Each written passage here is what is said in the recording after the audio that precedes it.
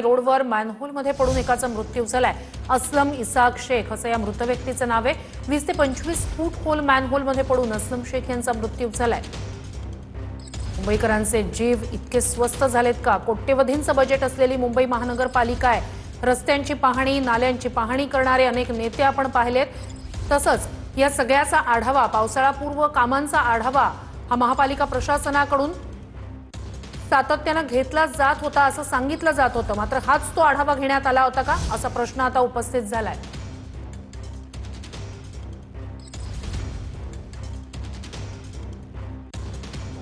नाही, मुळामध्ये दुर्दैवी घटना आहे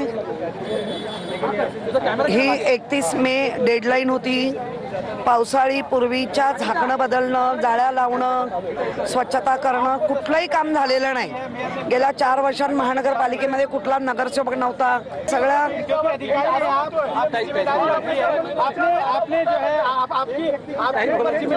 त्यामुळे मला या गोष्टीचा अतिशय मी निषेध करते।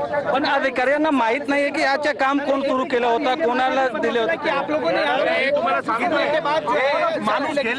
माणूस गेल्यानंतर जाडी बसवली। विचार करा किती निर्लज्ज लोक आहेत। माणूस आतमध्ये गेला नंतर जाडी बसवतायत, माणूस आतमध्ये गेला नंतर जाडी बसवतायत। किशोरताई ताई काय सांगणार, अधिकाऱ्यांना पण सुद्धा माहित नाही की कोणाचं काम चालू होतं, कोण काम ताई तुम्ही याच्यावर उभं राहू नका, हे डेंजर आहे। ताई तुम्ही उभं राहू नका, हे डेंजर आहे। अधिकाऱ्यांना सुद्धा माहित नाहीये की कोणाचं काम कळता क्षणी आम्ही धावत आलेलो आहे, कारण मुंबईकरांच्या कायम त्यांच्या सुखदुःखात सामील होणं हे आमचं आद्य कर्तव्य समजतो।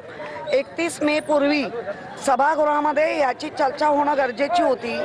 आपण आजही तो पण प्रश्न ऐरणीवर आहे की सर्व नगरसेवकांकडून सूचना येतात, रिस्की काय आहे, हाय रिस्क कुठे आहे, काय आहे ते कुठलीही चर्चा झाली नाही ना। गटनेत्यांची मीटिंग झाली।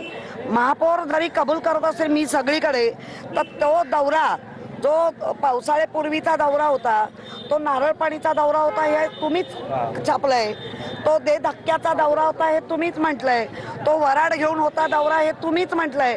त्यामुळे मुंबईकरांना राहत कुठे ते मला दाखवा। पण उपमहापौर आणि बीएमसी कमिशनर यांची राजीनामाची मागणी केली आहे, काय तुम्हाला अयोग्य वाटतं काय? उपमहापौरांना मी एक प्रेमळ सल्ला देते, हे सगळं झाल्यानंतर सल्ले नका देऊ।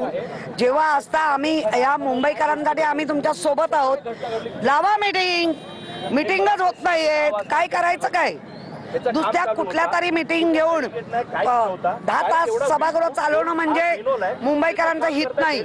तर मुंबईकरांना पावसाळी पूर्वीच्या ज्या मीटिंग असतात आणि ज्या तुम्हाला ताई तुमची काय मागणी असणार आहे, कशा प्रकारची कारवाईची मागणी आहे की मुंबईकरांनी खाली उतरल्यानंतर स्वतःची काळजी स्वतः घ्या। कुठलंही सरकार किंवा हे प्रशासन तुमच्या काळजीपूर्वकसाठी नाहीये।